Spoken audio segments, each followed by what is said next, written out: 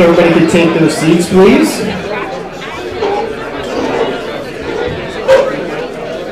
Capital Factory time, the plan is usually to say we're going to start at noon, but actually start at 12:15. But we're running on military time now, which means I've learned that over the past week, things start on time. So we're going to start right on time.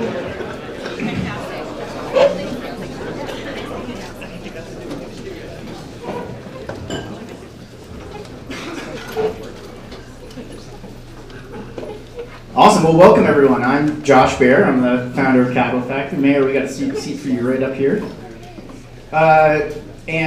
It's my honor to welcome all of you here, and especially Lieutenant General Wesley, Mayor Adler, the rest of the Army team that's here with us today, and many of our other distinguished guests. Thanks for joining us. I've had the pleasure of getting to know them a bit over the past week, and I'm looking forward to all of you getting to learn a little bit more about them as well. Who's here at Capital Factory for the first time? Awesome. Well, welcome. Glad to have you here. Capital Factory is the center of gravity for entrepreneurs here in Texas. In this building, we have 3 floors with about 60,000 square feet, where thousands of entrepreneurs work every day, and over 100,000 people come together every year to help learn and share and teach each other about entrepreneurship and inspire them about innovation. Most people probably find out about it because they come to some event like this every day. There's events like this happening here besides this room. There's an event going on right behind that wall there. There's a classroom. They were complaining we were being too loud. There's other classrooms upstairs and other places where every day there's tons of other programs and activities going on. And for me, what I think is actually one of the coolest things about the programs that happen here is that most of them is the community coming in and doing them. They're grassroots things where nobody's getting paid to present, nobody's paying to attend, but it's people all helping and sharing and learning from each other. And then in particular, the summer's great. I love the summer because this place is full of kids. And there'll be like a 6th grade camp going on teaching robotics or somebody else doing programming or other things like that. And that's always a pleasure to see too. As people start to get serious about their startup, they can come work here, they can get a membership, and be able to use our conference rooms and desks and facilities.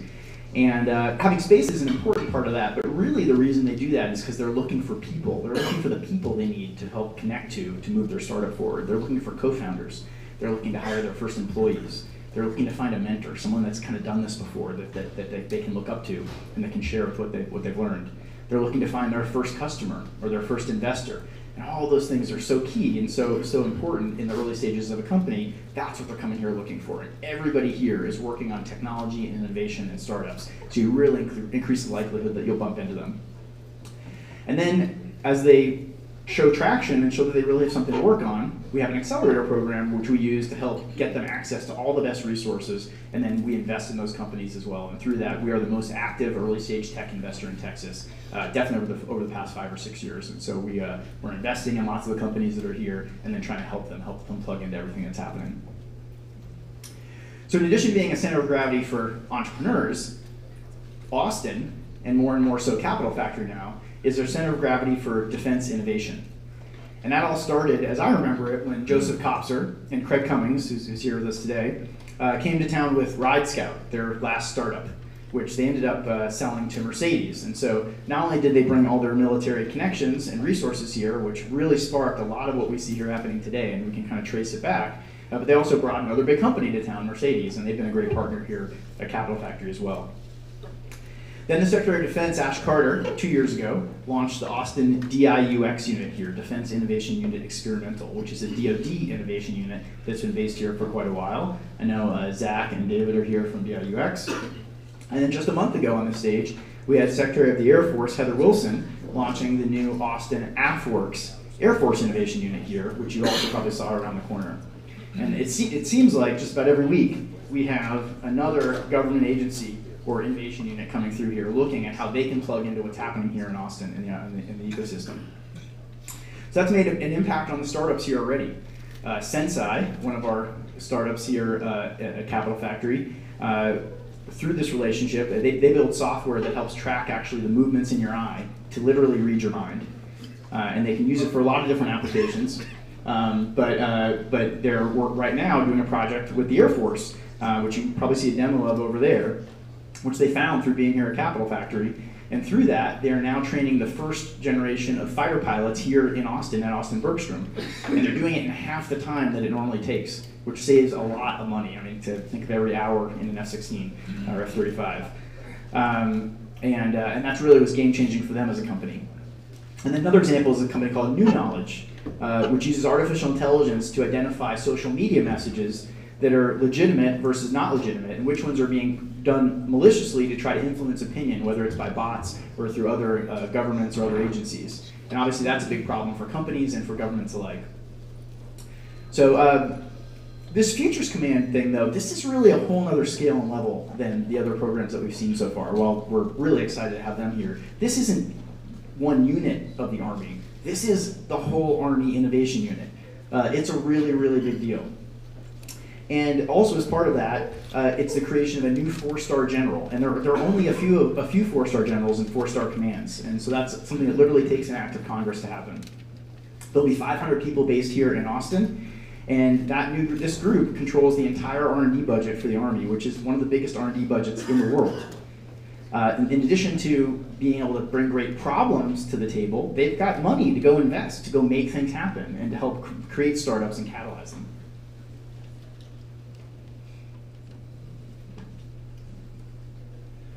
So when they were coming here, they really put all of Austin through the ringer. We knew that we were on the list of finalist cities, but to be honest, Austin kind of expects to be on the list of finalist cities these days. Like, we're on lots of lists of finalist cities.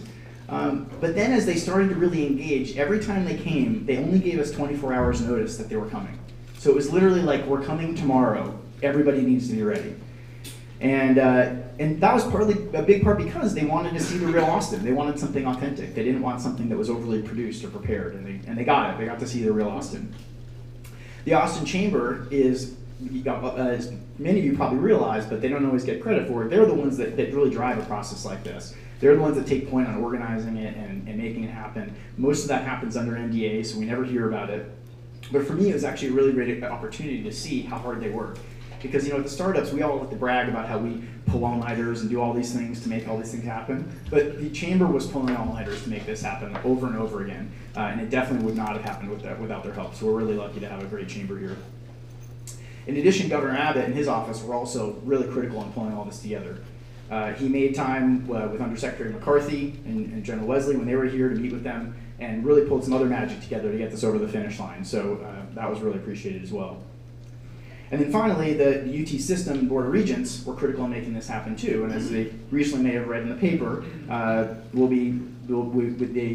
command will be based just a few blocks away at the UT System, so 2 blocks from here, which is close enough for them to ride a bird scooter over here. So, who here has been to one of my Intro to the Austin Startup Scene talks? Anybody been to one of those? A bunch of you? So I do a talk once a month. It's always, this one's the second Tuesday of the month. And it's for people that are new to Austin or want to be, or new to the startup scene. They want to plug into things. And in that talk, I always talk about the MCC project, the Microelectronics and Computer Technology Corporation, which now you probably best recognize as the West Pickle Research Center up near the Domain as part of UT campus. But I always point to that as one of the foundational times, one of those foundational points that really helps establish the scene for the tech community that we have here today. And everybody that I talk to points back to that one moment as being a real catalyst, as something that really kicked things off. And from everything I've learned about this, I really believe that 20 years from now, we're going to look back on today, we're going to look back on Army Futures Command and this type of initiative in a similar kind of way and having a similar impact on Austin. So I'm really proud to be part of that and excited to welcome everyone here today. So I'm going to next up introduce our mayor, Steve Adler, to welcome General Wesley. Steve's been a champion of Austin technology for the past 4 years as our mayor, and is always the first to step up to help bring great innovations like this here, and to speak up for Austin. We worked on some hard problems together. It's not always easy, and I like people that I can work on hard problems with. But more often than not, we're celebrating something really awesome, actually right up here on this stage. And we've welcomed Tim Cook up here over the past couple months, the CEO of Apple. Just a month ago, as I mentioned, had the Secretary of the Air Force, Heather Wilson, up here. and even President Obama. And so we've got to do some fun things like that. But today, I think ranks up there, right there with the best of them, as we welcome Army Futures Command here to Austin. So with that, let me welcome our Mayor, Steve Adler. Come on up.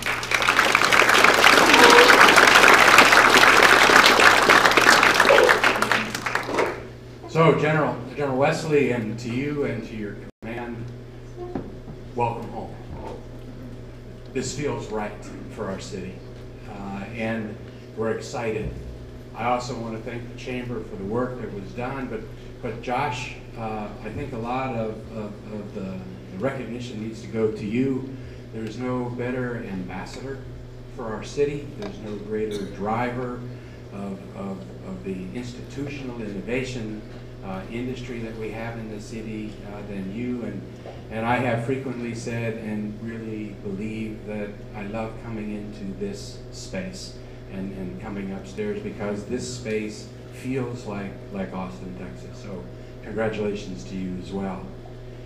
You know, General, I've had the opportunity now for the last several days to receive a lot of congratulatory communications from some of my colleague mayors in some of the other cities that you were talking to, as well as mayors and folks around the country. And I've also had the opportunity to look at a lot of the armed service blogs and magazines and defense publications, not official publications, that all seem to be questioning at this point, why Austin?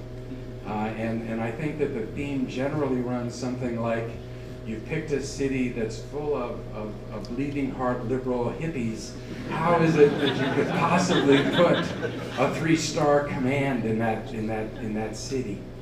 4-star command in the city, and for us in this city, I think there are 2 answers to that question that are really important. The first one is that putting the command in this city is an affirmation of what it is that is really at our roots. We are a creative, innovative, entrepreneurial place.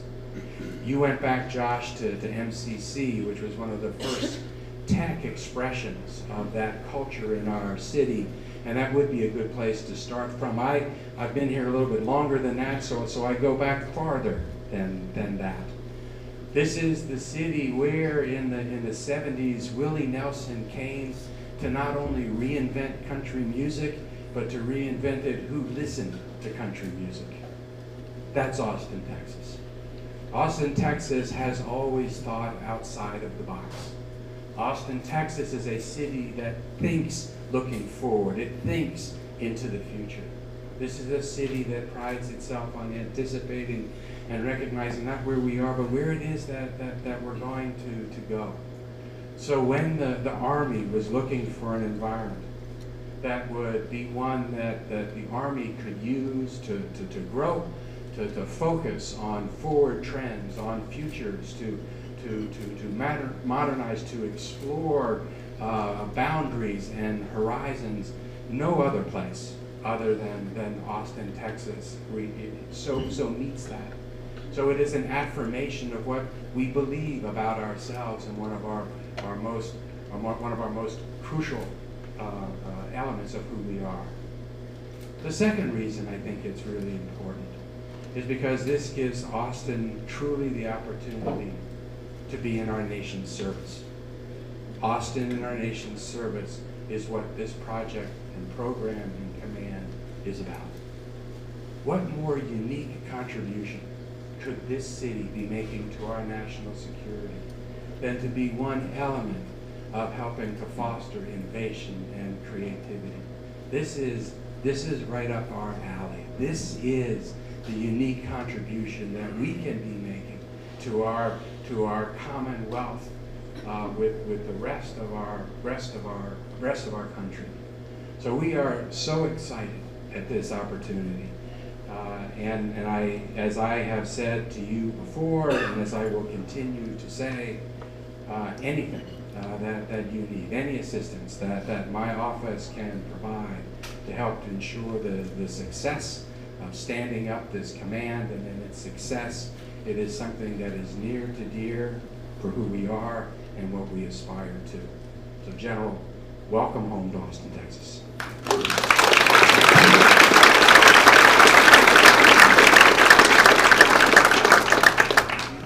to play the short video clip to kick this off. Ladies and gentlemen, we have no room for complacency, and history makes clear that America has no preordained right to victory on the battlefield. Simply, we must be the best if the values that grew out of the Enlightenment are to survive. It is incumbent upon us to field a more lethal force if our nation is to retain the ability to defend ourselves and what we stand for. We find ourselves today, in my mind, at a bit of a transition period in history, and you've heard me talk about it several times before, about a change in the character of war. We are in that change, literally in that fundamental change in the character of war right this minute. And we are somewhere, my guess, is sort of in the middle of maybe a 10, 20, 30-year historical process. The nature of war is never going to change, but the character of war is changing before our eyes. With the introduction of a lot of technologies, with a lot of societal changes, with urbanization and a whole wide variety of other factors. If we, the United States Army, if we, the United States military, do not recognize the need for change, and if we do not adapt and pivot to that change, then, in my mind, that would be a grave strategic mistake.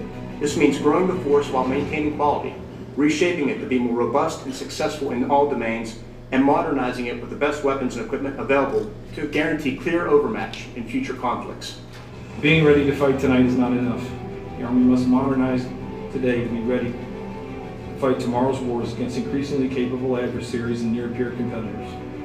The Army must make the hard choices and need investments to rapidly develop capabilities that our soldiers will need to shape, fight, and win decisively across all domains on complex future battlefields. The era of minor fixes is over. We need to fundamentally relook the whole acquisition process, beginning with the requirements piece of it, and all the way through to the testing part and fielding. And to do that means you need to take a holistic approach, which looks at processes, programs, people, policies, and what you're trying to eventually get at is a fundamentally new system that in the end changes culture as well. Under the concept we're developing with Army Futures Command with regard to the cross-functional teams, what we envision is, with the unity of effort and unity of command, adopting a process that is enabled by the NDAAs, where we prototype, test, learn, fail, prototype, test, learn, fail. We're looking at reducing a requirements development process that currently runs about 5 years, 60 months, down to 12. The U.S. Army is shifting to modernize its force and prepare ourselves for a future environment in order to stay well ahead of the end. We do not want a level playing field. We do not want an even fight, a fair fight against our enemies. We want to be so dominant, so good, so capable that our enemies would never dare attack the United States, and that our enemies know for sure if they did, they would lose.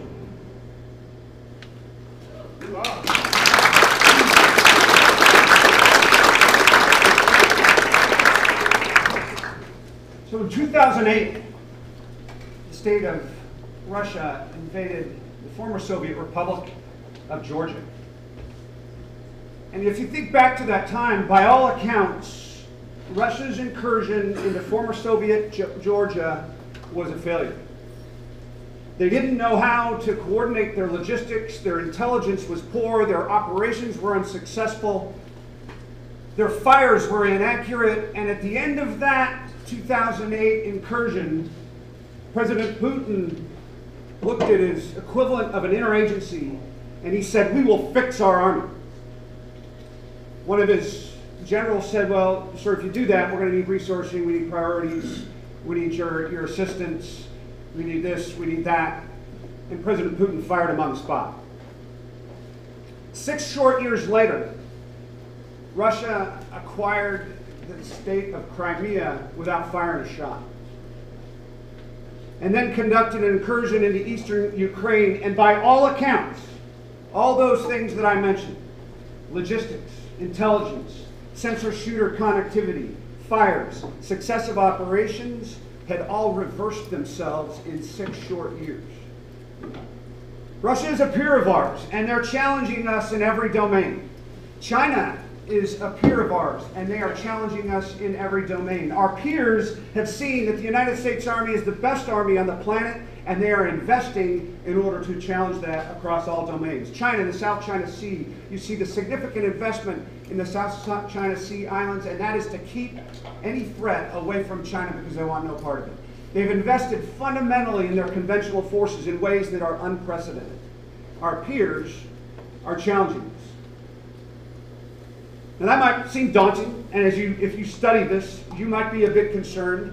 But the one message I've got for you here is we've been here before as a nation.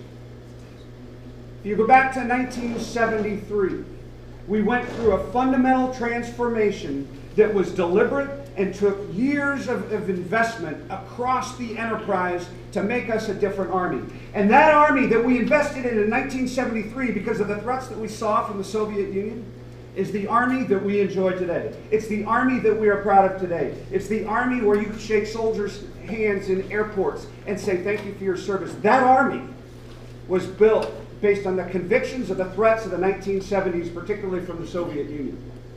So my point would be that we've been here before. We know how to do this. But the world has changed. The world has changed fundamentally in many ways. And if you study it, you know that the human behavior has become hyperactive based on information technology and ubiquitous sensors, etc. Weapon systems have become more lethal. The competition space before conflict has become much more volatile and important. The world has changed. As General Milley said, the character of war is changing. If we look back 50 years from now, think for a minute. We live in a nation that is amazing. And we live out those privileges every day in a city like Austin. And we love it. But one thing that has occurred to me, I grew up, I was a naive young kid. I loved our nation. And one thing as I've studied what's going on now is somewhat sobering, but important, is that our destiny is not destined. Our destiny is not destined. And I'm convinced when we look back 50 years from now, just like General Milley said, is we are going to identify 2018 as a center of gravity of time when we had an opportunity to make some decisions, make some investments, make some difficult changes to remain the best army in the world, to protect a culture that we believe in. And I believe that that time is right now. Ladies and gentlemen, I'm Eric Wesley, and I am so excited to be with you here today. And so I just wanted to open with that and give you a little teaser on where we're going. Mayor, thank you for that introduction. I want to congratulate you personally, the University of Texas, the greater city of Austin, the state of Texas, for a very significant decision on the part of Secretary of the Army and the Chief of Staff of the Army. This is massive.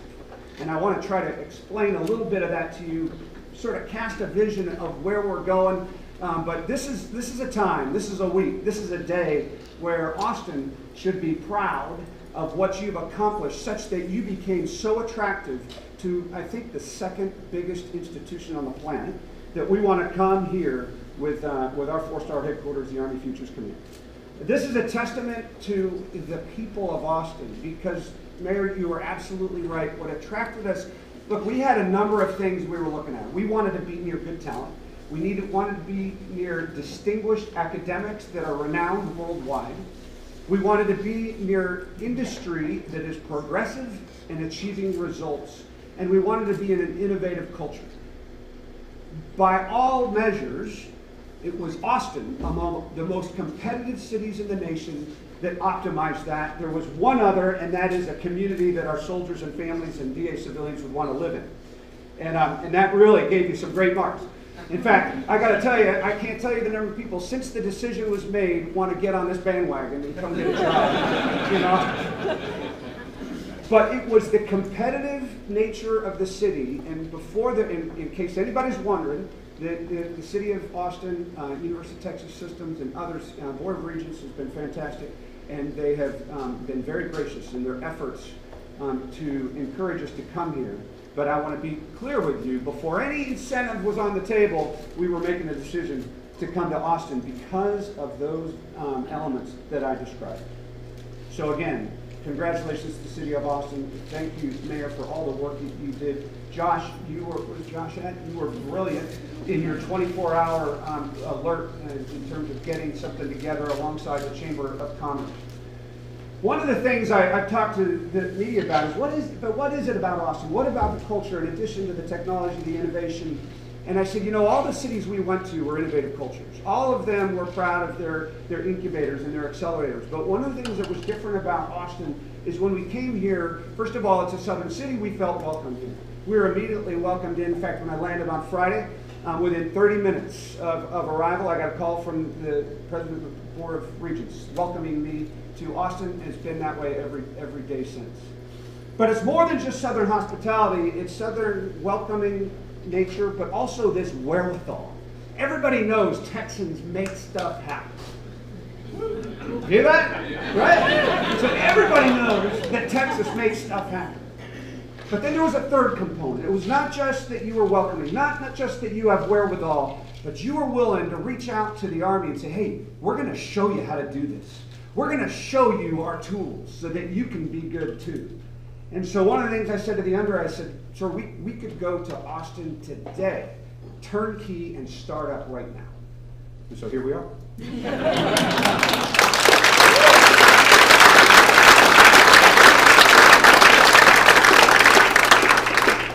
So let me get to the relevant aspect of the people in the room. What is it about the world has changed? And you know this as well as I do, but I want to put it in the context of Army challenges.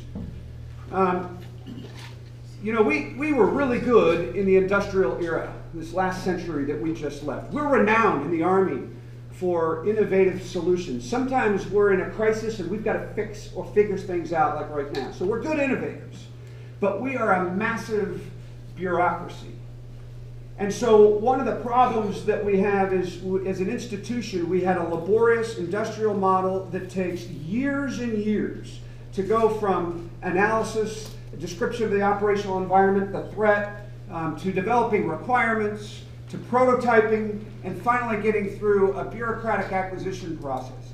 Anytime that you go after a technology where the shelf life and relevance of that technology is shorter than the length of the program of record, you've got a problem. We need to get inside of that threshold.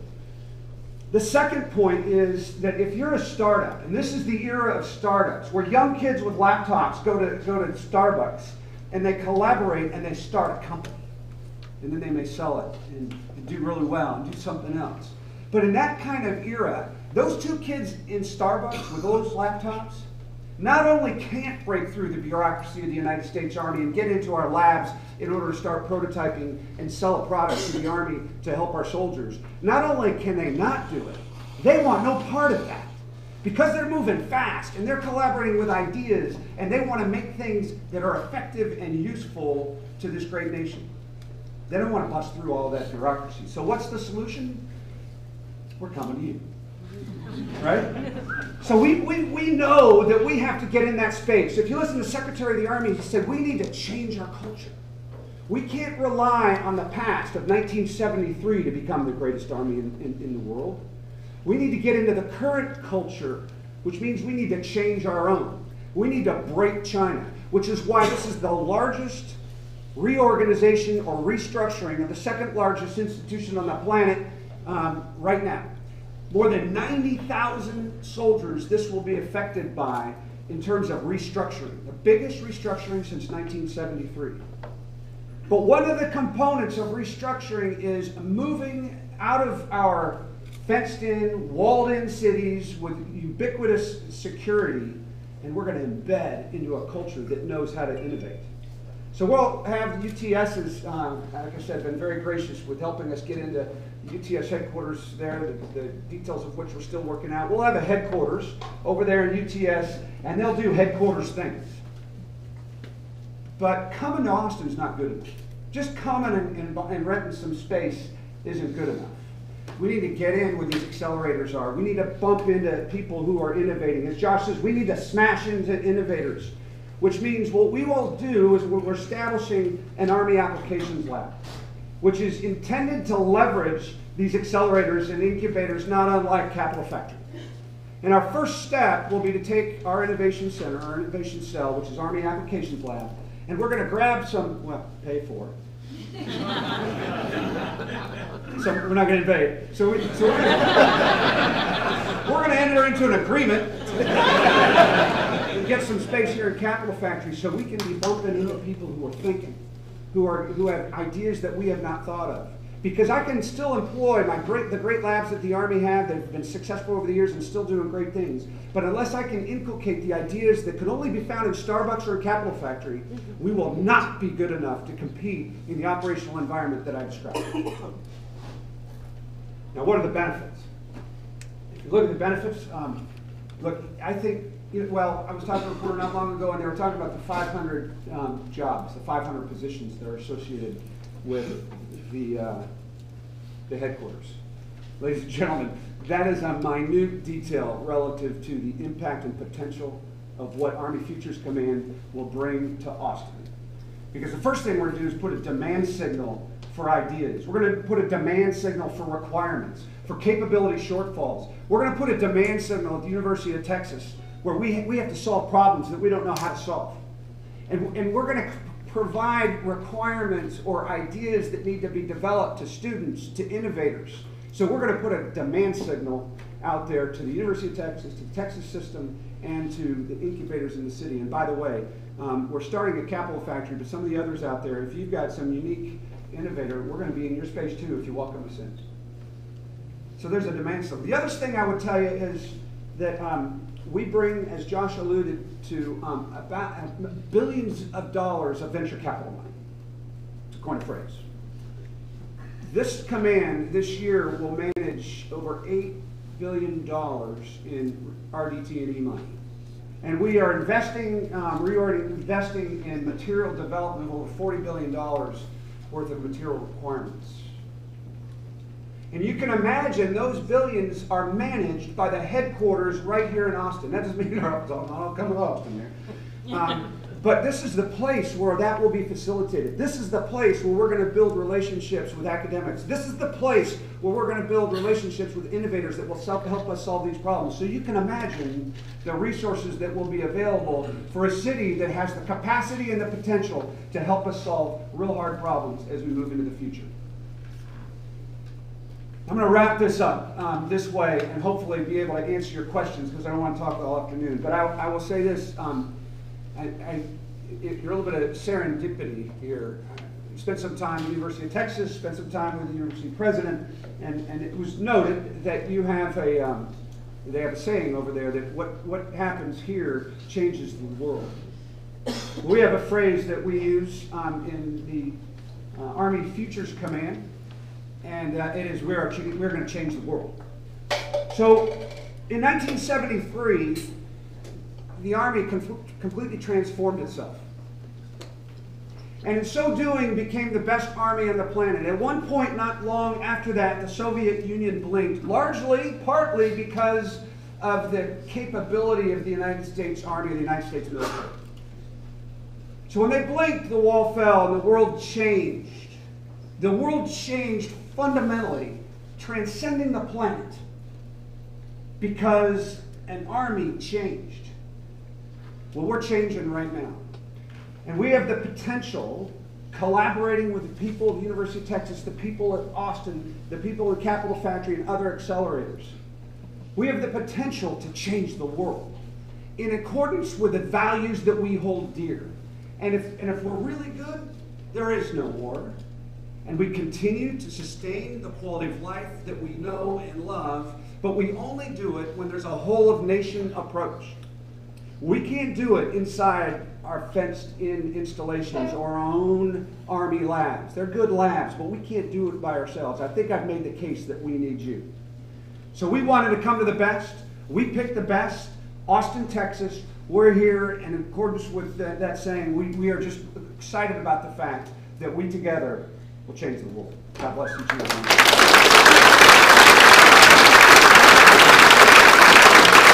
Thank you very much, Phil. I'll also invite Jay Harrison, if you want to come join us up here as well. Jay is going to be leading the new Army Applications Lab that you just heard about. Want to grab a seat, Jay? Well, now you have some insight into what we have all been so excited about. So, we're now going to do a little fireside chat. We'll talk a little bit. I've been meeting with him a bunch this week, so I have a good idea of some of the beginning questions to ask. And then we're going to open it up to all of you as well, so you'll be able to ask questions too. But let's start. One of the greatest parts about this actually over the past week is also being able to get to know some of these fine gentlemen and women personally. So we've gotten to Craig Cummings, who's been very generous to let us, and Lawton, who's with him as well, have a little dinner over at their house. I got to know a little bit. So, General, I know you live in Virginia now. You've been spending lots of time in DC. Are you going to be an Austinite? Are you moving to Austin? Is that part of the deal? As quick as I can. Get here as quick as you can. All right. So, and how many moves is that for you? I counted this morning, 15. 15 moves. Well, thank you for your service. I'm sure that's not easy on your family either, but I'm sure this will be the last one. We're glad to have you here. So, as part of welcoming him here, I wanted to make sure he knew the most important things, and so I'm going to need all of your help with that. So first, a quick poll. If you could you can, I guess, clap. We'll make some noise. But so first, we're just going to help him understand what the best barbecue in town is. So if you're at Franklin's, we got something. All right, Cooper's, not much. Rudy's. All right, what? Salt Lake. Ironworks? All right, so you can judge for yourself from that. Now, I've heard a rumor, though, that your favorite barbecue might actually be Mexican food. So let's give them a taste of the So, Guero's? No, not Guero's? All right, Marty's? Marty's one of my favorites. I have to say it, but it's not. Taco Deli? Taco Deli usually gets one of it. What else? What else for Mexican food? Nacho Rancho. All right. Okay, so now you got your lay of the land. Okay, so now the important stuff's out of the way. So the creation of the Futures Command. You said up here on stage, and I've heard it a few times, that this is the biggest reorganization of the Army in the past 45 years. So the last one, that was driven by the Cold War. What's so significant about how this is changing? What's actually changing? Well, first of all, and I alluded to it, but if you apply Moore's law, we see change in technology moving at an exponential rate. And so we can't rely on the fact that we build a combat system and expect for it to be relevant for 40 years. So we right now employ the M1 Abrams tank. And it was first fielded in 1980. This is 2018. If that was the Sherman tank out of World War II, we wouldn't have retired it until 2010. Nobody here would expect that we should use these Abrams. So we've got to be able to turn much faster than that. So we've reorganized such that we can get from a requirement to a fielded piece of equipment in a much shorter period of time. And so how did that happen before? You mean Before the reorg? Yeah, so we're a big bureaucracy. And what we would do is one command would identify what the threat and future operational environment would look like. Another command would develop the requirements. Another part of the enterprise would then go buy those.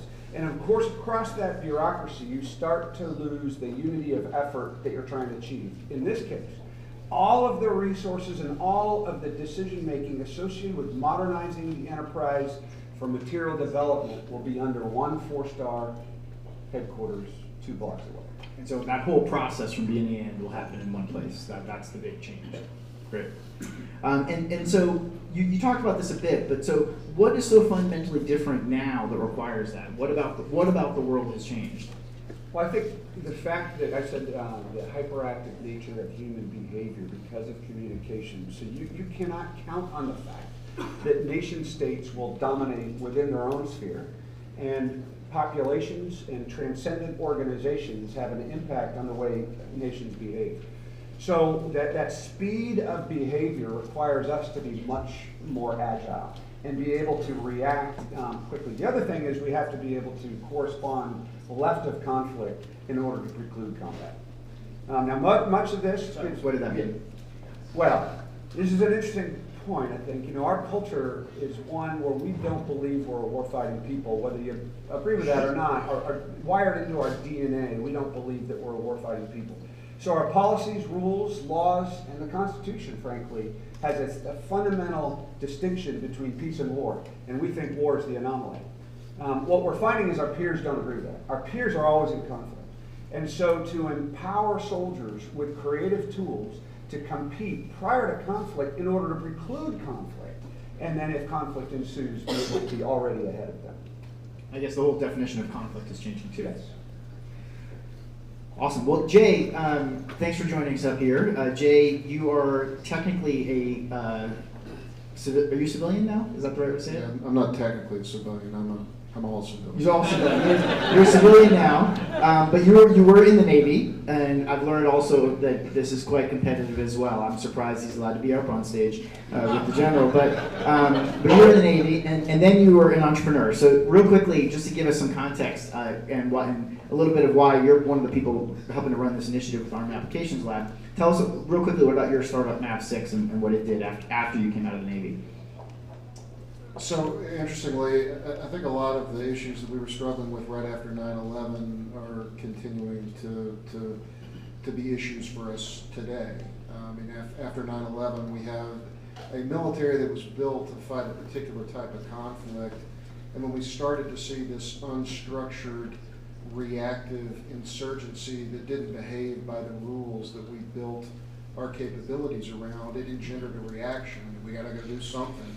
We gotta provide our folks with the capabilities they need to survive and be effective on the battlefield. And an example that most folks are familiar with are the improvised explosive devices that we had to contend with. So I was a civilian inside the Department of Defense during the early stages of that window, and had the opportunity to lead some of the efforts to go out and source different solutions. And I got to tell you, within the DoD, that was the Wild West. We had money that was being thrown around to go out and get things in the field as quickly as possible. And if you look historically across the history of the department and the military and the Army, these crisis moments tend to be the points at which we're at our most innovative. We got to solve the problem. We got to solve the problem. Necessity is the mother of innovation. That's exactly right. And what ends up happening over time when the crisis goes back to steady state is that some of these interventions that we deploy end up reverting themselves back to the status quo. I think where we are today is we have to stop being reactive and we have to be proactive to make sure that we're ahead of our adversaries, because we may not have time to catch up the next time. And it's a credit to the Army leadership that honestly they're re-engineering the whole capability development enterprise to get at that issue. You know, I'm a failed MBA student, so I like to think that I got into work that I didn't get through. And one of the things that I remember being told is the book Good to Great. If you go back and read Good to Great, not many of the companies profiled in Good to Great are still great. The lesson from that is that the organizations that don't disrupt themselves are going to fail and internally disrupt themselves. And that's what, in effect, the Army is doing today, I would argue. And so I'm a startup guy kind of myself. You're asking why I'm here. I mean, I like to mess things up. I like to disrupt.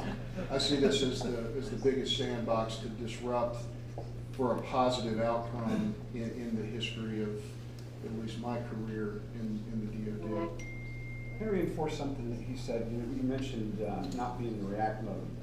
Candidly, we have a longer history in the nation of getting the next war wrong than getting it right. And oftentimes we fail in the interwar years to anticipate changes that are required. The cost, if you think of World War I, is 18 million casualties. Massive. There was one time I've argued we got it right, and it was that time period that I mentioned between the 1970s and ultimately 1991 and then now, where we built an army that was anticipating the changes, and frankly, it precluded a lot of war and it minimized the impact. We're in another interwar period, and we've got to get it right in order to preclude war and minimize impact if it ensues. So Jay, your whole career you've been dealing with innovation in defense, which at some level, as we've kind of already heard a little bit, it sounds frustrating, right? Because you're trying to move this massive boat and make change. What do you think about why now? Why is this going to work now? Why did you come back to work with the military now to work on this? Is what about it gets you most excited about it? So I think some of the rules of competition that we see playing out in commercial industry are teaching the department a lesson about how we have to change. I do think that it's largely a function of leadership. I think Ash Carter probably started the ball rolling in terms of waking folks up to the new rules that we need to internalize. I think to the credit of the current administration, they have maintained that emphasis. And I think the Army leadership is really the first to take the leap of completely re-engineering how we build and buy things around some of these new rules. That's what makes this period in history unique. I mean, the innovation cycles are speeding up at faster and faster rates. If we're not turning inside the loop of our adversaries, we will lose. So, General Wesley, you're a 3-star general. You guys can see the 3 stars on his chest right there. So part of this reorganization creates, you've heard them refer many times to a 4-star command. And I've learned to start to pick up on some of this lingo. So a 4-star command is basically, it's a command led by a 4-star general. If you look on Wikipedia for how many 4-star generals there are, I believe there are technically 6 4-star generals in the Army, maybe 7. It was obviously, I think it was 6. If you count the chief of staff and the others, but there's, as I understand it, there've been 3 commands, 3 4-star generals who command a unit. So this creates a 4th command, so like a 4th branch within that, and that, as I understand it, requires Congress to vote and actually make that happen, right? Or this is like everyone uses the phrase how something requiring an act of Congress is like practically impossible. So can you just give us some perspective on that? Like, how big of a deal is it to make another 4-star general and another 4-star command? What it does is it reflects the seriousness with which the Secretary of the Army and the Chief of Staff of the Army take modernization and the decision to change in order to be relevant. What they're doing is they're betting that this is so important that it is a fundamental part of the institution, and are increasing the number of commands by 1 to have this one of our major commands. So the rumor, and I know you're not going to confirm any choices or anything, but the rumor in the Military Times that I read last night is that, which I now read the Military Times, is that, or at least their Twitter account, is that Lieutenant General John Murray is the top pick.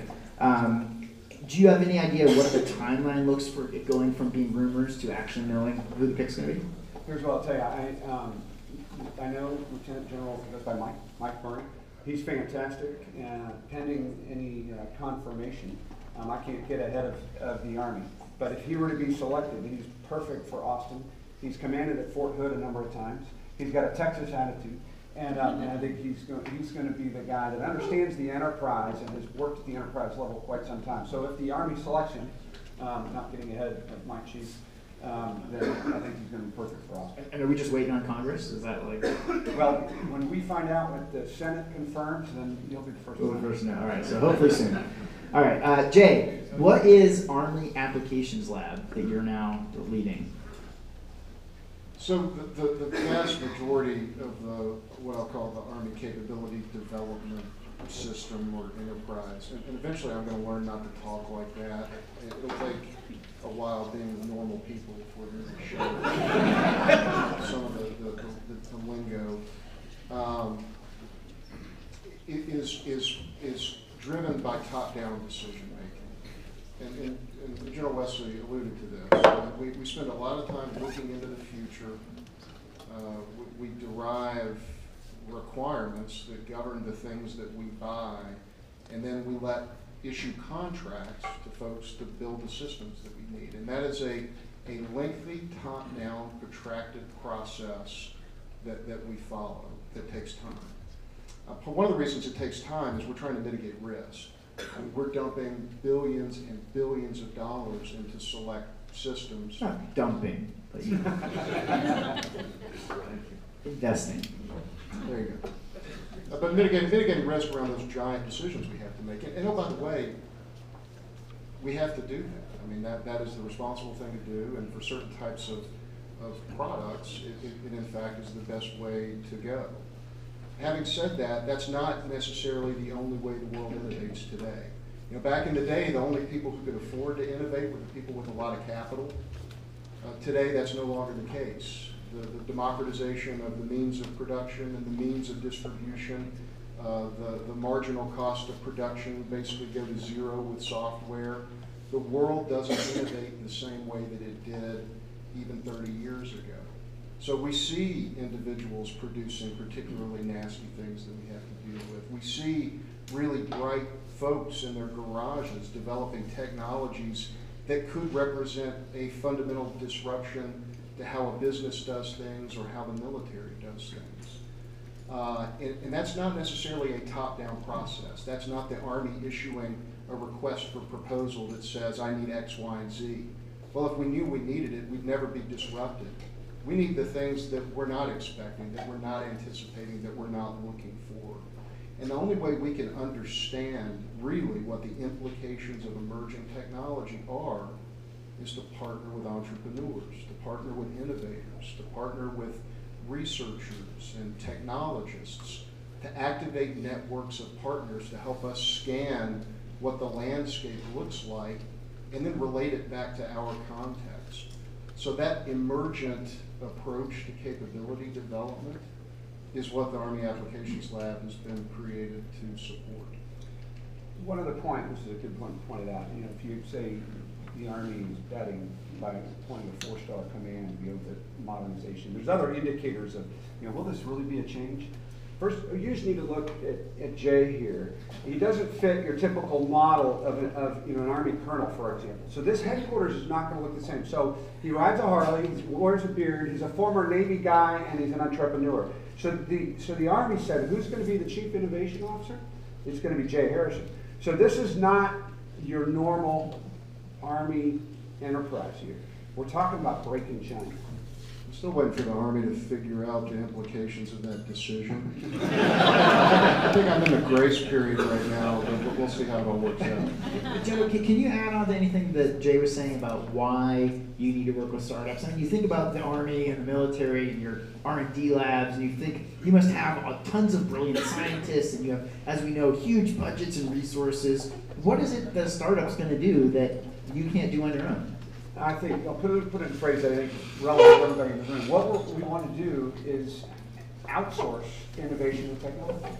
You know, why would I just rely on the labs that I have, where I may have fantastic scientists who may have worked for me for 20 or 30 years?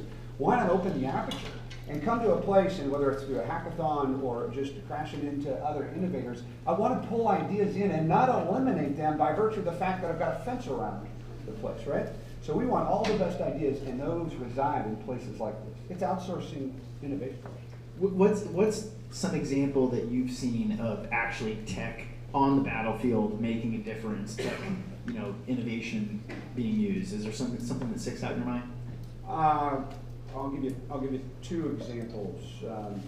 One is I'm an armor officer, and I've fought in conflict with an Abrams tank. And none of you here are probably materials guys, but an Abrams tank integrates all technologies or a multitude of technologies. But I'll tell you what, being an armor officer on a tank in conflict, when you have almost zero fear that you will be overcome by virtue of the fact that you know you're on the best product in the world, gives you a level of confidence and audacity that automatically translates into overmatch.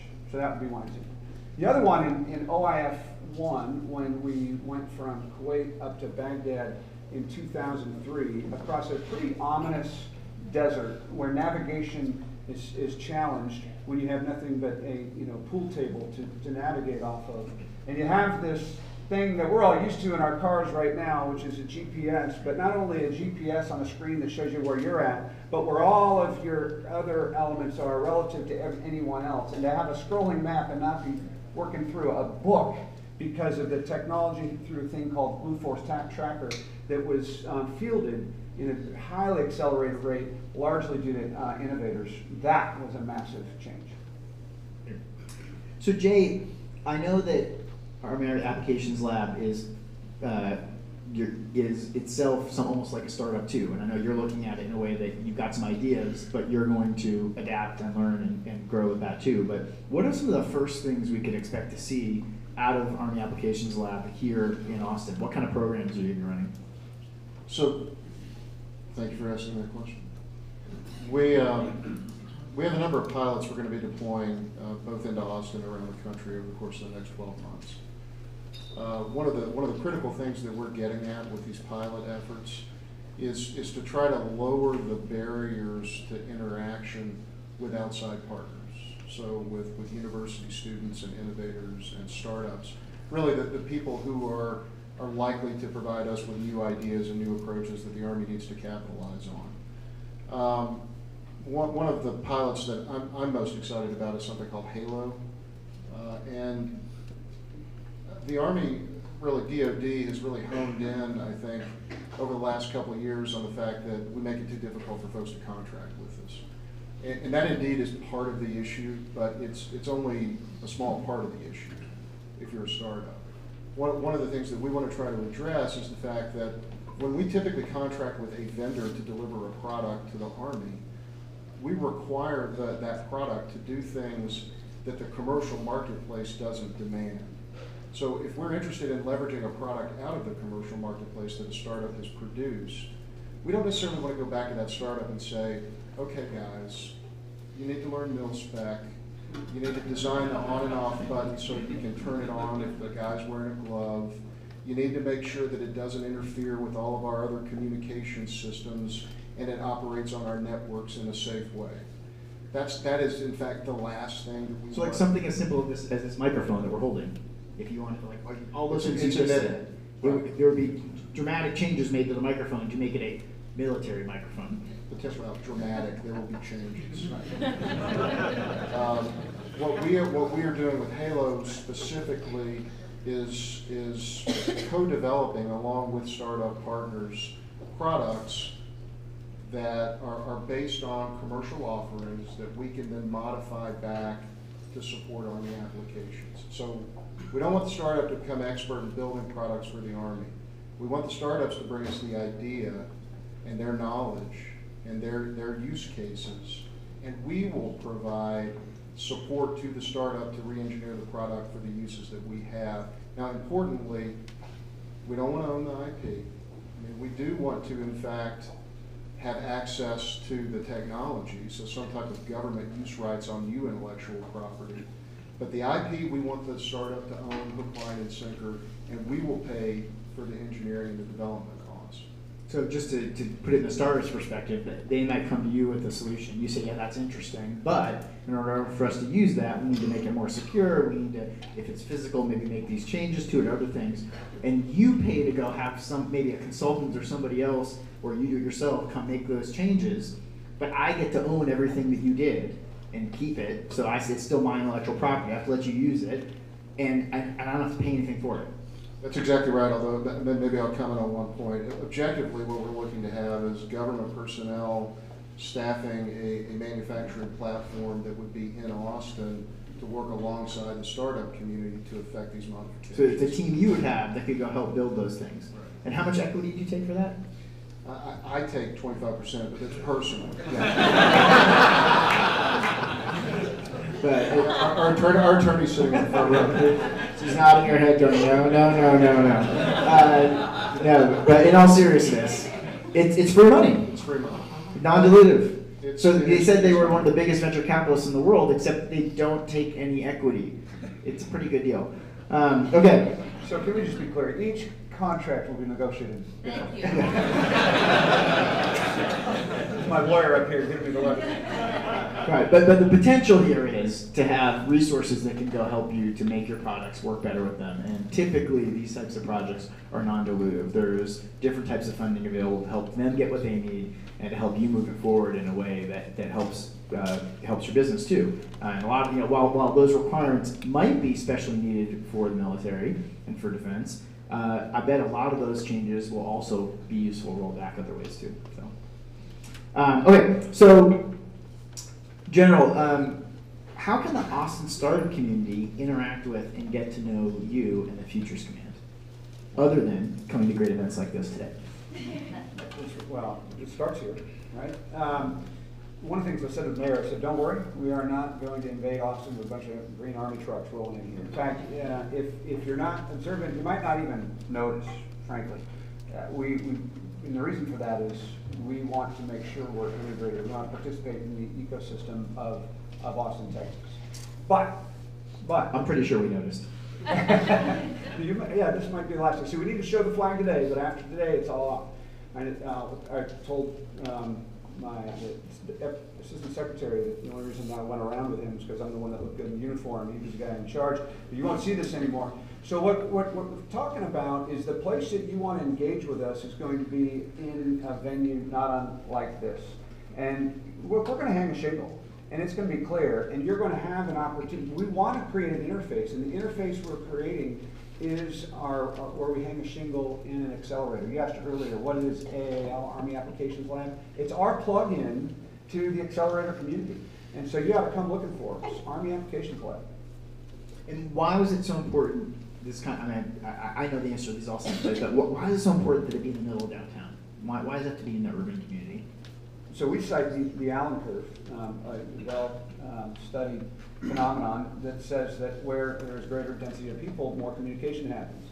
Might seem intuitively obvious to us, but where communication happens, so goes innovation. And we want to be where that density of communication is so that we can get at the greatest opportunity for innovation.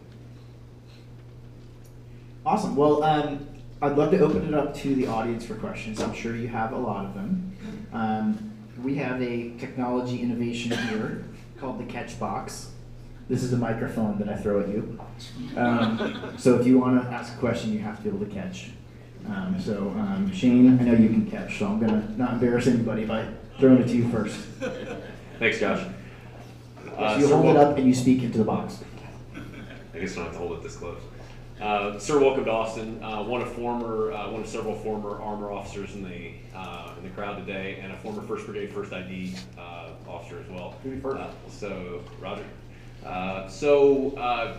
The question I have is, one of the reasons that Austin works so well, and one of the things that makes Austin so unique, is that very few of us are from here, and so we all had help when we got here. And because this is Texas and we're friendly folks, in addition to being able to get stuff done, we like to help each other. And so what makes Austin work so well, in my opinion, is that we all help each other. It's just part of the culture. So there's a lot of organizations represented here today that are not startups necessarily, but that are Austinites and are going to want to help. So we're all going to go back to our organizations and we're going to sit down and say, man, this is awesome. I mean, this is going to fundamentally change Austin. And the question that they're going to have is, cool, how can I help? So what's a couple of things and messages that we can take back when people say, as a private citizen, individually, not necessarily institutionally, how can we help? Well, that's a great question, and I wish I was better prepared for it. But let me just share a couple things.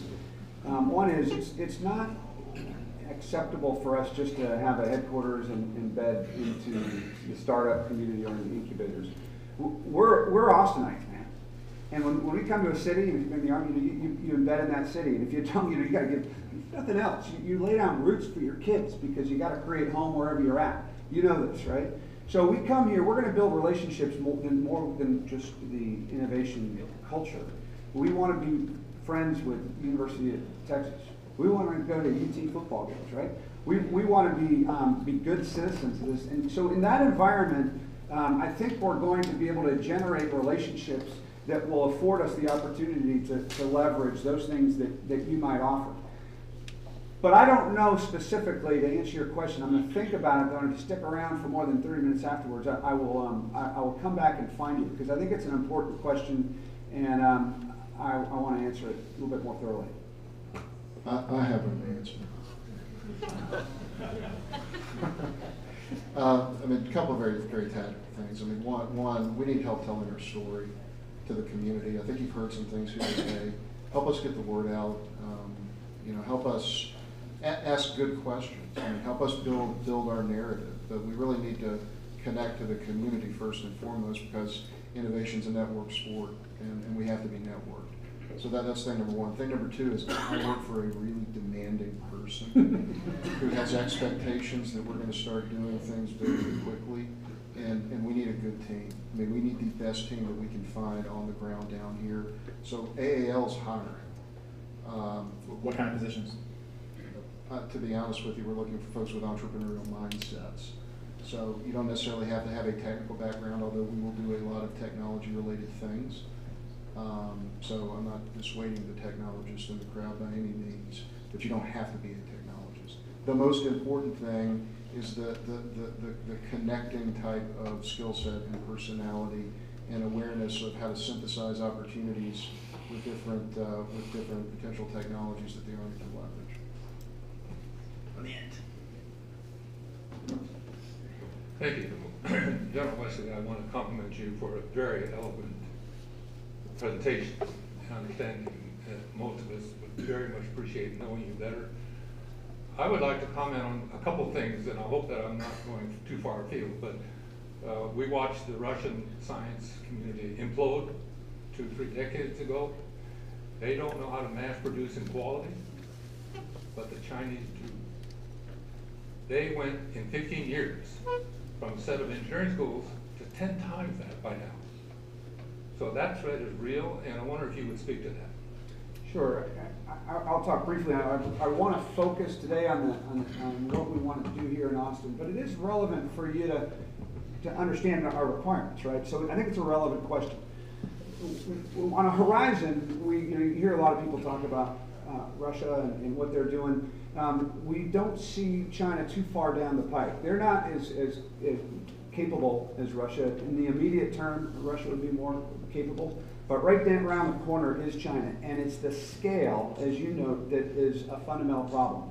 But one of the good things that is helping us in our analysis right now is many of the things that they both are investing in are consistent. So if you build towards your more near-term concerns, you can be sure that what you're investing in has consistent, not identical, application to where the problems we may find later on. China's looking at a horizon of about 2050 to be dominant. And so they're down the pike a little bit, but I think as we look at the solution sets, as we collaborate and we tell you what the concerns are, the problems we're trying to solve, I think for the most part, they are going to be consistent with the next threat. Thank you. Yeah, I just wanted to comment. So I started my career at the MCC Consortium that Josh started off talking about. And the most rewarding things that I did were deliver solutions to Army Research Labs. These were game-changing technologies. So I don't know if it's a question or statement, but I'm ready to get started now. And we're prepared to deliver this open architecture that you need to plug and play. So open architecture for what? For the solutions that you need to modernize the military. So it's more of a statement. We're ready, we're prepared. We've been working on this, and I'd like to accelerate a discussion with you and Jay. I'll leave it with that. One of the things you'll learn, anyone who's been to any of my talks or anything, is I always let people in the front row ask questions first, because nobody sits in the front row. So we'll keep going down here. What's going on? My name is Levi Rogers, and retired Army Green Beret officer, combat wounded. One of the largest things that are affecting our people, the military people, is a transitioning service member. It's something that many in this room understand. Fort Bliss, Fort Hood, Lackland, Randolph, Fort Sam Houston, tremendous amount of veterans exiting the military today. What will Futures Command do with their excitement? I mean, a lot of disabled veterans and veterans in the community that would struggle with the transition to be accepted into the civilian world, just don't know how to take that step. What will Futures Command do to bring that population here to Austin to help transition? I think it's a good question. And thanks for your service, first of all. The second, I want you to meet this guy in the blue jacket when you're done. Share your card with him, who is passionate for helping transitioning veterans. The third thing is it's serendipitous that Bunker Labs would have a cooperation with Capital Factory. And so we think that just, number one, being here in Austin with a couple different relationships that are fundamental to the same passion and interest you have, we think we can enable that by virtue of our requirements and help get you involved in the potential solution for those requirements. Good stuff. Both Thank you, questions? sir. Thank you, sir. Let's go. Can you throw it to the lady right here in the middle? Almost. All right, first off, I want to say thank you so much for coming. We're really happy that you're here. Former Navy veteran myself. If I bring you the solutions and I bring you the innovation, will you have someone to meet me halfway with tackling the bureaucracy of RFP on staff? So that is, what you just said has been the biggest challenge we've had, and I'll let Jay comment also, but this is my passion right here, because as I said, if you're a small startup, how do you negotiate that bureaucracy? The first pilot that we're doing, Halo, is intended to give us the means and to create the muscle memory to be able to coach innovators and startups to work through that process, the roadmap to make it easy so that it doesn't become this overwhelming giant that you got to sort out. Jay, you got to come. So there are a lot of organizations in the Army universe that deal with prototypes, building prototypes, making prototypes, pulling things in from industry so we can use in niche types of roles. The Army historically has not had a proponent for non-traditional products. So making sure that these things don't just stop at a prototype, but can actually be scaled and ultimately turn into a product inside the Army. That in fact is one of the roles that the AAL is going to try to play. And Halo will be our initial set of services that focus on meeting you halfway, and not just providing an entry point, but providing a potential path to a scalable product. Awesome. Jay, you when I first heard Halo, of course, I thought it was like the first-person shooter fighting game that was named after. But you told me a really interesting story. Where's the name Halo come from? So this is going to make me look like a dork. It's okay. It's a three-body orbit, so a highly eccentric halo orbit is three bodies orbiting around one another and influencing each other's path. And in our case, it's civil, military, and industry. Awesome. So we have 1 minute here. I captured it. I'm Michelle Atchison with the University of Texas System. I handle the national security portfolio. I want to welcome you to Texas, but I think more importantly, one of the major things that the command can achieve is that reorient that multitude of people can be patriotic and support, whether in uniform or out of uniform. We have so many young people that haven't experienced being in uniform, but are still patriotic. And I think having the command in this environment will help reinstill the fact that regardless of your walk of life or what you're doing, you can contribute to national security and to the Army and the betterment of your community. So I want to thank you for being here, but I think the greater message, not only in achieving overmatch, is also being able to reinvigorate the personal relationship of the military to the civilian population. So thank you. Thank you. We're hoping, other than Jay, we're hoping to put a human face on the Army people. Actually, let me very briefly comment on that point. There are a lot of different types of national service. Wearing the uniform is one of them. Being a civilian inside the government's another one. We really aspire to create different modes of service through this interaction. We want to build lifelong relationships with people.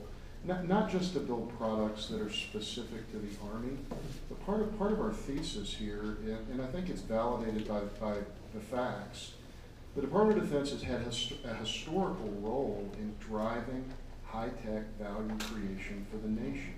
Now that's not a story that gets told enough. And it's not just the internet, GPS, and things that happened 20, 30 years ago. It's autonomous vehicle technology. Virtually all of the significant autonomous vehicle technology that we're capitalizing on today was initially underwritten by the DARPA challenge. We want to create connections between that risk-taking technology investment and entrepreneurs, so entrepreneurs can build products not just for the commercial market. I mean, obviously we would like to take advantage of it as well. But we feel that there's a synergy here that allows people to support the safety and security of their nation and also create a whole lot of value in the marketplace. We'll do our next question. I'm going to make a new rule for the catch box, which is you have to throw it to the person that's farthest away from you. Hello, my name is Julie Baez-Pabula. I'm also a chair on the UT Hispanic Alumni Network. We welcome you to bring that awareness to our network and our community. I also just want to make a comment, Mayor Adler, I think I might have left, but please don't forget about our ISDs. The young people there really need this support. If we want to dig our roots here in the community, we need to start with our young people that are coming up. As a mother of a recent high school graduate, I pushed coding to the extreme. We were here all the time with him. So please just recognize our ISDs, and Jay and Lieutenant Wesley, we welcome you to the Hispanic Alumni Network as well at UT, and to spread this message. Do you have any youth engagement exactly plans? So let me address that. So we, the Army, for a long time now, we invest heavily. I want to make sure. So for a lot, that thing's a distractor, Josh. hold till the question is done, please. So the Army's been interested in youth and the high schools and grade school for a long time, mainly because that's where the talent's going to come from who will join the Army. And usually it's a relational effort, and we're not going to try to steal your kids away. But it is putting a human face onto the role of service in the military. And that we're passionate about that. And so as we go into various communities, we start to spread out and identify schools that we can engage in. Where's the box? I'm here. All right. Hi, I'm Mike Mayo. Welcome to Austin. I'm a former Air Force officer and have been developing technology for the last 25 years. Much of it's in collaboration with university partners.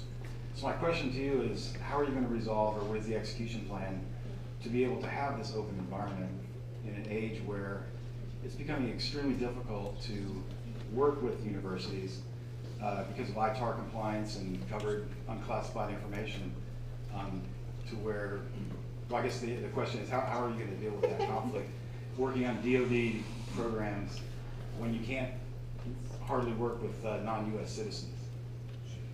So I'm going to field this one. That's a great question, and it's come up a lot as we've interacted with the universities this week.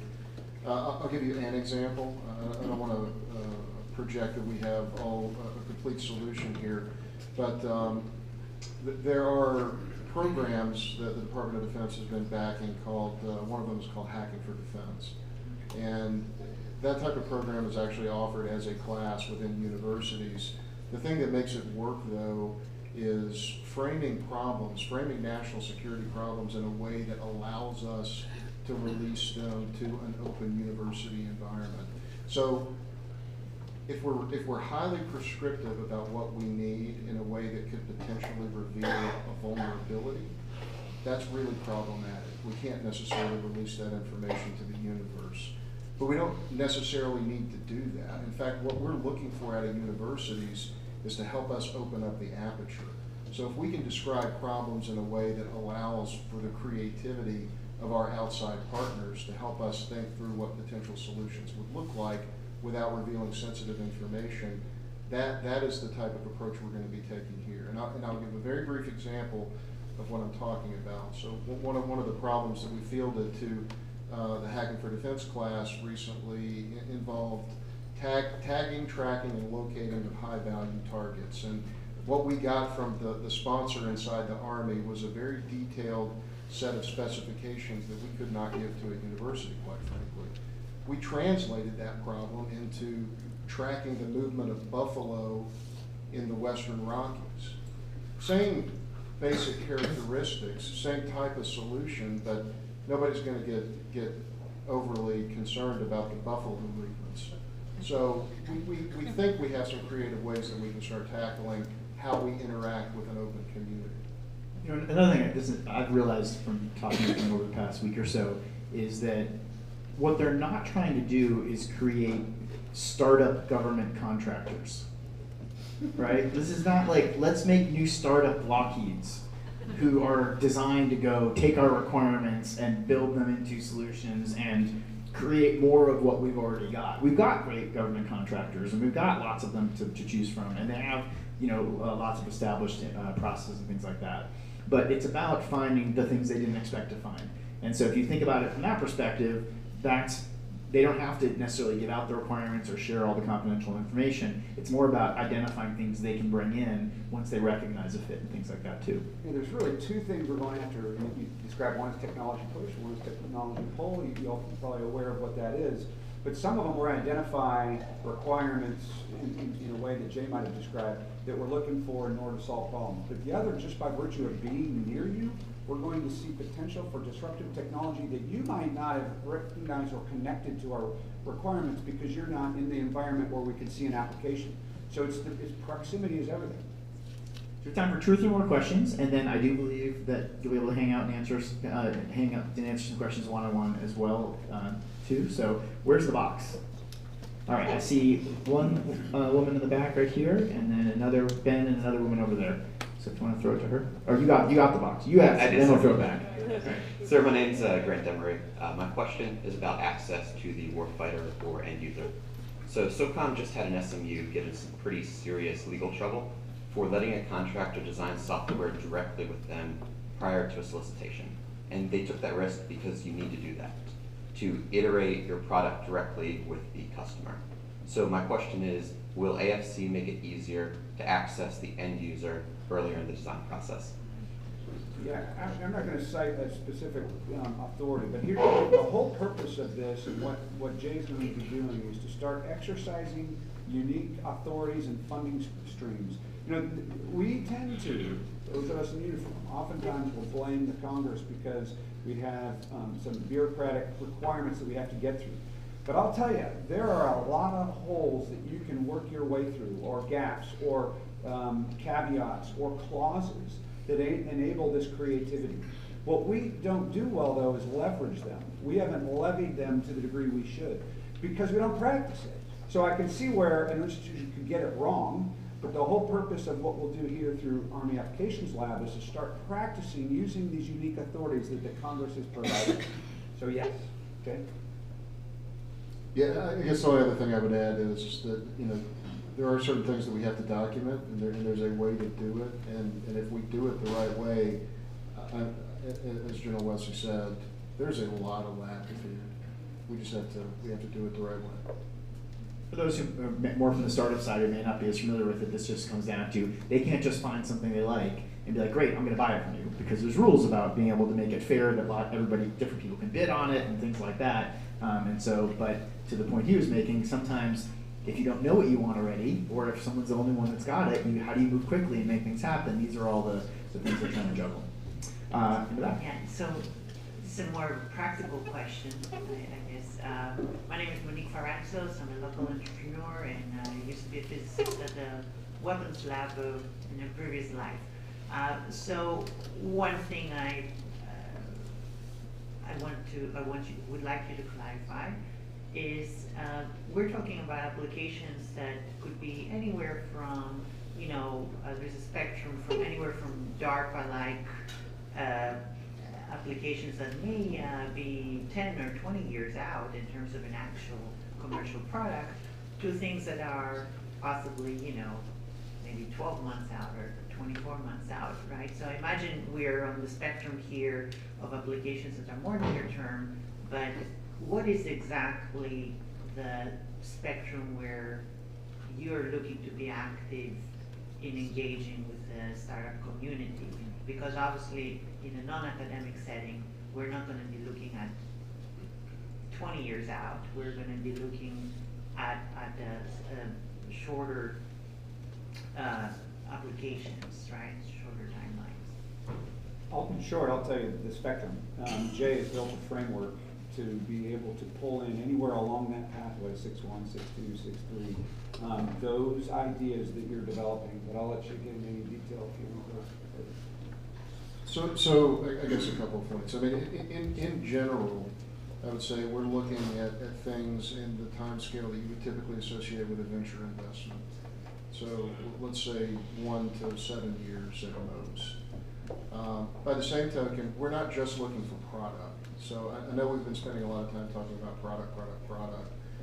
We are looking for ideas. I mean, we want to catalyze students to help come up with technology concepts that we should be thinking about to inform the things that we would invest in downstream. And that could take a lot of time, or researchers, or other members of the high-tech community. So if it's an idea phase type of opportunity, then we would expect that to take both investment and time to get to something we could physically use. The information value we want to start harvesting immediately so we can make decisions around those investments. As we move downstream, then the maturity of the things that we're looking for increases. And I would argue with Halo, we're looking for the most mature products. We're looking for things in general that already have been demonstrated at some level against either in the commercial marketplace or in some type of brass board level prototype that we can work with the inventors, work with the company to translate to a very near-term application. So it is a spectrum of things that we're looking for.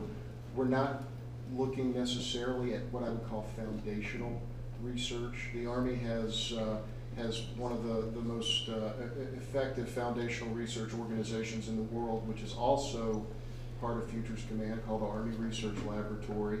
They're linked up with the Army Applications Laboratory at the hip. So they're our partners, and between the two of us, we would cover that complete spectrum. Two more questions over here.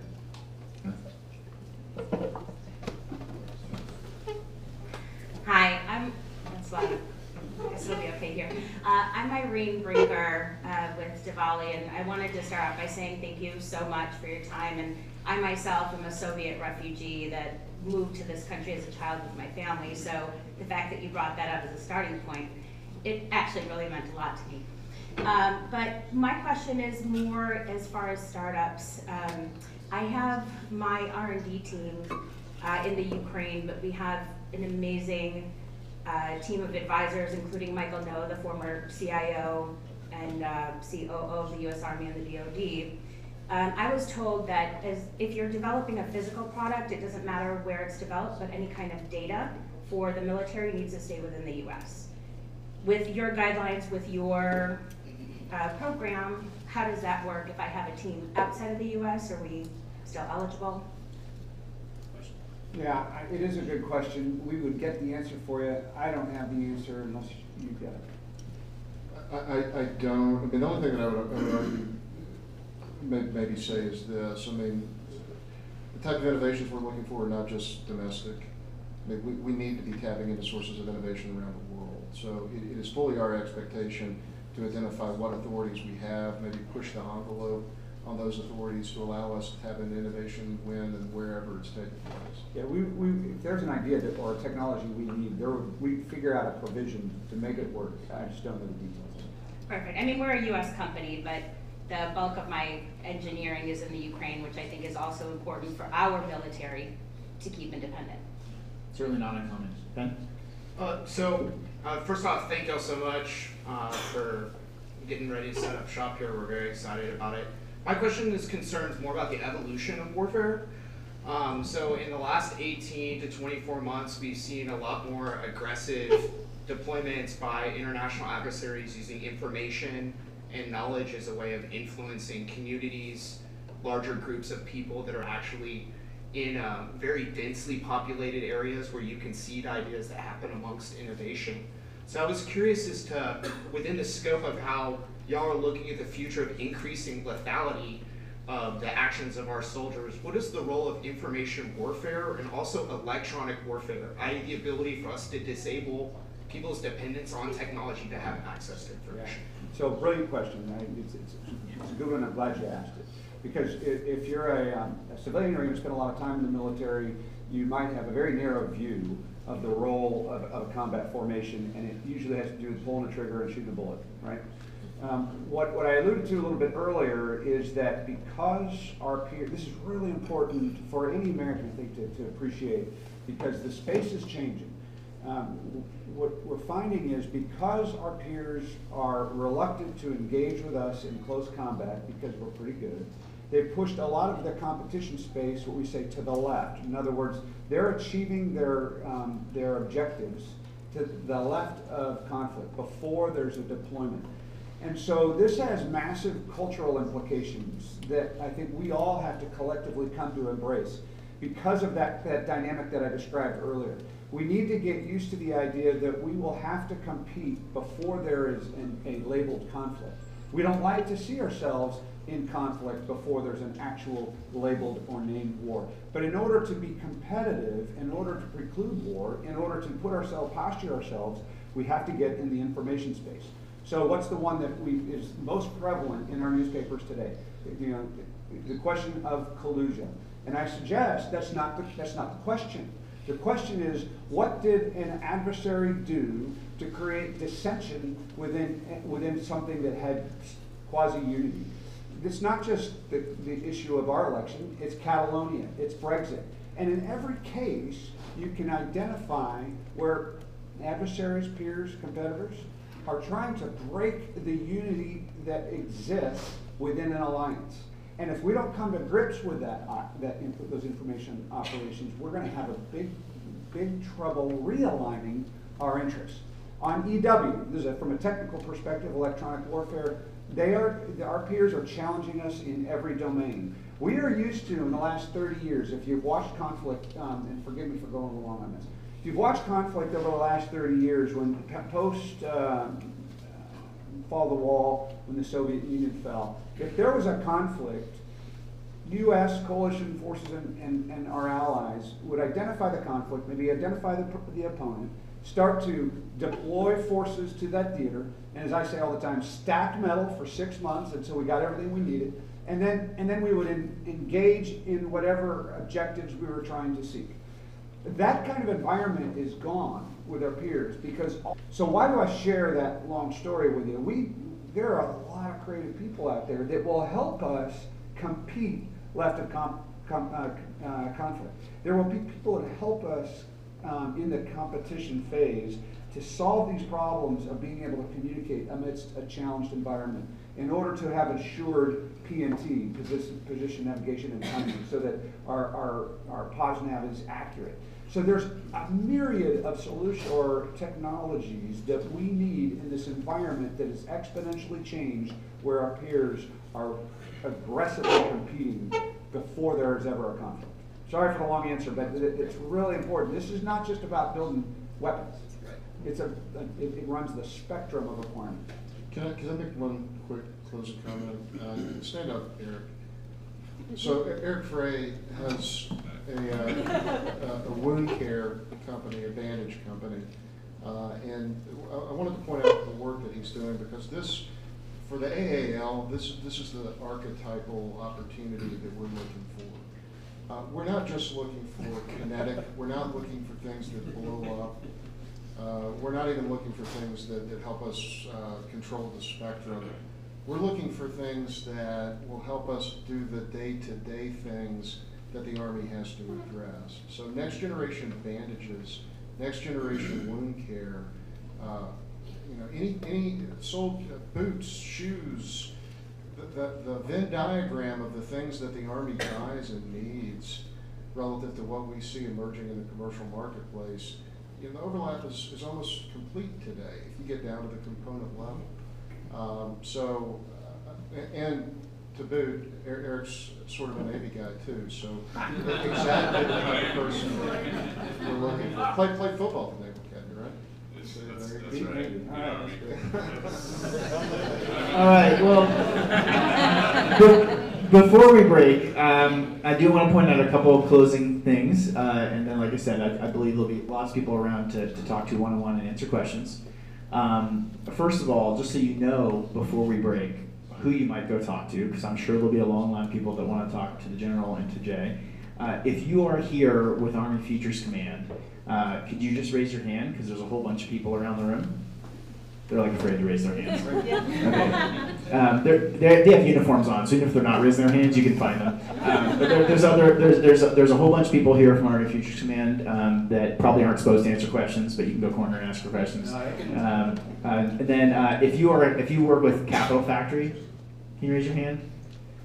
So if you have any questions about being a member here or working here, they can answer those kind of questions. I saw Sabrina and Jonathan with Bunker Labs. So one of the things that I love about this event is I heard from a whole bunch of different people that I've never met before or heard from before that have military backgrounds, that are doing really interesting things in entrepreneurship. Sabrina and Jonathan run Bunker Labs, which you heard General Leslie refer to earlier. It's an incredible national organization, helps support veterans in getting into entrepreneurship and starting businesses. They're very, very strong here in Austin. So if you are not connected to Bunker Labs, you should definitely meet Jonathan and Sabrina and talk to them and plug into what they're doing here. Craig's also on the national board, Craig Cummings of Bunker Labs. So you should definitely be familiar with Bunker Labs. And then the last thing is I wanted to share a small gift. So Craig helped arrange this. Craig's been a key part bringing all this together. Well, I want to say on behalf of the entire active duty military and the veteran population, thank you. And so you know what our answers are going to be for a gift. Proper spirits.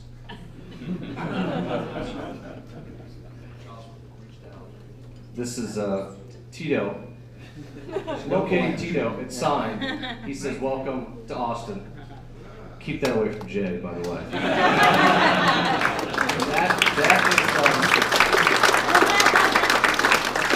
We have a whole bag of Tito swag, and each of these items is under $20.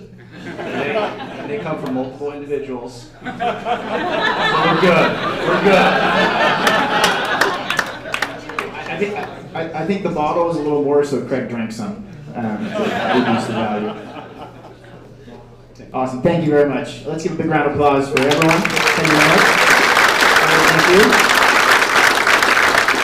And like I said, this week this was the beachhead. They're here. They're on site. It's game on. They're going. And so welcome, Army Futures Command. Thanks very much. Thank you.